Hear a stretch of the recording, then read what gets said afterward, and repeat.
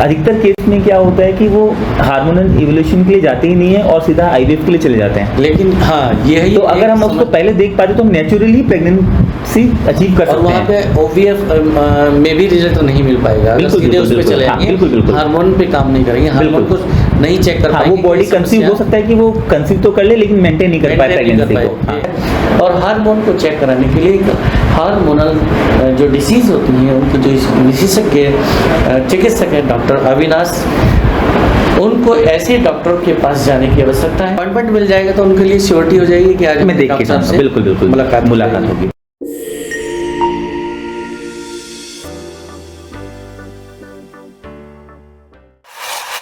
कुछ चंद वर्षों में इस बिजनौर ने कई ऐसे कीर्तिमान स्थापित किए हैं जो चिकित्सा के क्षेत्र में बहुत ही सार्थक है और बहुत ही एक तरह से मील का पत्थर साबित हो रहे हैं। विवेक हॉस्पिटल भी उन्हीं कीर्तिमानों में से एक ऐसा हॉस्पिटल है। आज हम बात करेंगे विवेक हॉस्पिटल में जो डॉक्टर अभी सेवा दे रहे हैं डॉक्टर अविनाश के विवेक हॉस्पिटल में उनकी ऐसी वो किस सेवा के लिए प्रसिद्ध हैं, चर्चित हैं, माने जाते हैं, क्या उनकी विशेषज्ञता है और कौन कौन सी वो फैसिलिटी हैं, कौन कौन सी वो स्पेशल ट्रीटमेंट है जो विवेक हॉस्पिटल में डॉक्टर अविनाश अपने जनपद वासियों को दे रहे हैं। डॉक्टर साहब स्वागत है आपका। धन्यवाद। मेरा नाम डॉक्टर अविनाश शर्मा है। मैंने MBBS MD और DM किया है। मैंने MD मैंने मेडिसिन में की है और DM मैंने एंडोक्राइन सब्जेक्ट में किया है। एंडोक्राइन से मेरा मतलब है हार्मोन की विशेषज्ञता है मेरी। जो मेरा मुख्य क्षेत्र है देखने के लिए जिन बीमारियों का मैं सुपर स्पेशलिस्ट हूँ उनमें है सबसे कॉमन बीमारी जो एक है डायबिटीज़, मधुमेह के नाम से मुझे जानते हैं जी, और थायराइड। इसके अलावा हार्मोन से रिलेटेड जो भी बीमारियां होती हैं जैसे कि बच्चे की हाइट नहीं बढ़ रही है या किसी बच्चे की हाइट बहुत बढ़ गई है, किसी बच्चे की चाहे लड़का हो चाहे लड़की हो प्यूबर्टी नहीं आ रही है, यौवन अवस्था में नहीं पहुंच पा रहा है, उसमें इसको टाइम लग रहा है, या फिर पिट्यूटरी ग्लैंड मस्तिष्क में हमारे पास ग्लैंड होती है जो हार्मोन स्ट्रक्चर पिट्यूटरी ग्लैंड, हाँ, तो उससे निकलने वाले हार्मोन ज़्यादा निकल रहे हैं, कम निकल रहे हैं, वो ढंग से काम नहीं कर रहे हैं, जो पूरे शरीर में एक विकार, हाँ, जो पूरे शरीर में विकार पैदा कर रहे हैं, एबनॉर्मल कर रहे हैं, असामान्य स्थिति। बिल्कुल। और इसके अलावा हड्डियों से रिलेटेड किसी की उम्र से पहले हड्डियां कमज़ोर हो जाती है या फिर बहुत कम उम्र में उसकी किसी को फ्रैक्चर, जैसे कि जनरली हम जब हमारी हड्डी टूटती तो हड्डी टूटने के लिए हमें एक अच्छा खासा अमाउंट का हमें फोर्स चाहिए।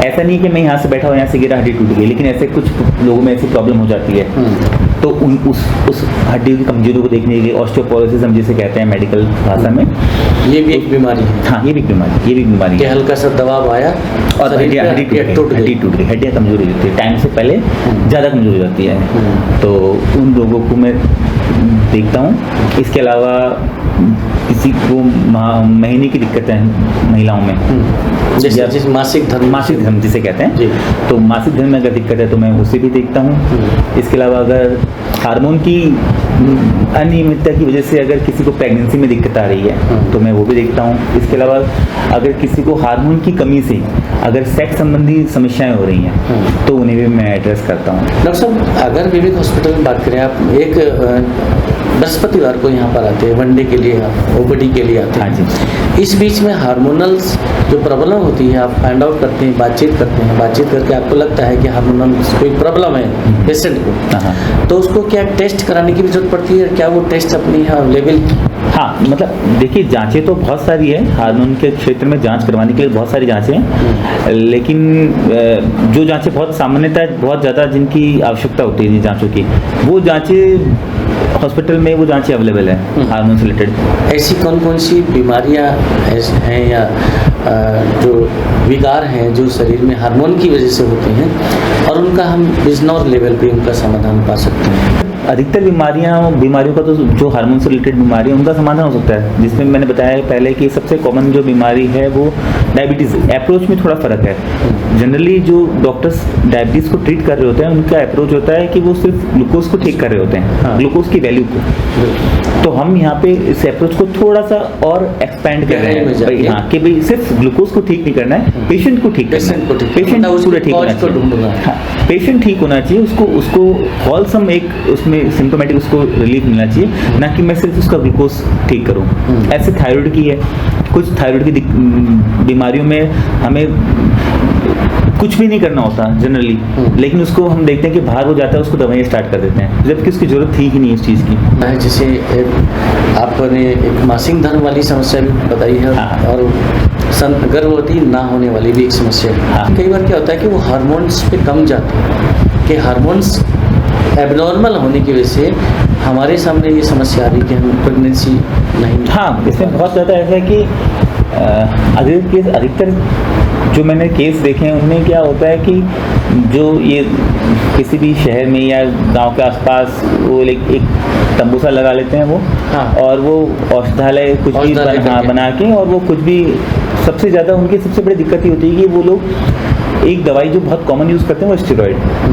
स्टेरॉइड का अपना खुद का एक बहुत ज़्यादा साइड इफेक्ट है, हाँ, और पेशेंट को उससे जिस चीज़ को दिखाने जा रहा है उससे तो आराम मिला नहीं मिला, लेकिन जो वहाँ से दवाई लेके आ रहा है उससे एक नुकसान लेके आ गया। प्रेगनेंसी की मैं बात करूँ तो प्रेगनेंसी से रिलेटेड मैं उन डिसऑर्डर को ज़्यादा देखता हूँ जिनमें कि हार्मोन की प्रॉब्लम है। कई बार ऐसा भी होता है कि महिला को हार्मोन की कोई दिक्कत नहीं है, मेल में कोई दिक्कत नहीं है, तो उस केसेस को मैं डील नहीं करता, क्योंकि उसमें फिर मेरा कोई रोल नहीं रहता। उसमें है कि भाई वो IVF के लिए जाएगा। कुछ कैंडिडेट होते हैं जिनमें कि कुछ नहीं कर सकते हैं, उसमें हार्मोन, जैसे कि कुछ सिंड्रोम का पेशेंट है, जैसे मान लीजिए एक मेल है, उसमें उसको क्लाइनफेल्टर सिंड्रोम है, कोई समस्या है, हाँ, ओवरी काम नहीं कर रही, तो उसमें फिर मैं भी कुछ नहीं कर सकता, उसमें तो फिर वो IVF का ही काम है। लेकिन ये है कि अधिकतर केस में क्या होता है कि वो हार्मोनल इवोल्यूशन के लिए जाते ही नहीं है और सीधा IVF के लिए चले जाते हैं। लेकिन हाँ, यही तो अगर हम उसको पहले देख पाते तो हम नेचुरली प्रेगनेंसी अचीव कर सकते हैं। वहाँ पे OVF में भी रिजल्ट नहीं मिल पाएगा, सीधे उस पे चले जाएंगे, हार्मोन पे काम नहीं करेंगे, हार्मोन को नहीं चेक कर पाएंगे। वो बॉडी कंसीव हो सकता है कि वो कंसीव तो कर ले, लेकिन मेंटेन नहीं कर पाए प्रेगनेंसी को, एबॉर्ट हो जाए। हाँ, कि IVF में जाके बिल्कुल हो गया, लेकिन वो कंसीव नहीं कर पाए, या फिर जैसे प्रेगनेंसी में कई बार किसी के थायराइड की दिक्कत है, तो उसमें भी एबॉर्शन की चांस हो जाएगा, हाँ, तो वो भी मैं देख लेता हूँ। और जैसे मान लीजिए किसी को कोई डायबिटीज का मरीज है, वो प्रेग्नेंट हो रहे हैं, तो डायबिटीज के पेशेंट में बहुत कॉम्प्लिकेशन होने के बहुत चांसेस रहते हैं प्रेगनेंसी में। तो अगर हम उसको अच्छा कंट्रोल कर पाएंगे, उसका शुगर एक प्रेगनेंसी की थ्रू आउट प्रेगनेंसी में उसको अच्छा कंट्रोल कर पाएंगे, तो एक हेल्दी बेबी होगा उसका। अभी डॉक्टर साहब बात कर रहे हैं कि उन्होंने कई ऐसी चीज़ें बताई हैं, हार्मोनल समस्या होती है, यानी हमारे शरीर को चलाने के लिए कुछ ग्रंथियाँ होती हैं जिनसे हार्मोन्स निकलते हैं। वो हार्मोन्स कुछ केमिकल्स के रूप में शरीर में जाते हैं, शरीर के अंगों को निर्देश देते हैं, उनको कार्य करने के लिए प्रेरित करते हैं। जो शरीर के अंग हैं जिनको वो प्रेरित करते हैं, अगर वो हार्मोन कम या अधिक, यानी एक निर्धारित समय में एक निर्धारित मात्रा में अगर हार्मोन्स नहीं निकल रहा है, तो मान लीजिए कि आप एक हार्मोनल बीमारी से, यानी हार्मोन से होने वाली बीमारी से ग्रसित हो रहे हैं या होने जा रहे हैं। डॉक्टर बता रहे हैं कि पहले हमें आवश्यकता है अपने हार्मोन चेक कराने की, कि हमारे शरीर में जो हार्मोन्स हैं क्या वो प्रॉपर अपना श्रावण उनका हो रहा है, प्रॉपर उनका जो एक शरीर में वो जारी होते निकलते हैं ग्रंथियों से, क्या वो प्रॉपर उचित मात्रा में, निर्धारित मात्रा में निकल रहे हैं या नहीं। और हार्मोन को चेक कराने के लिए हार्मोनल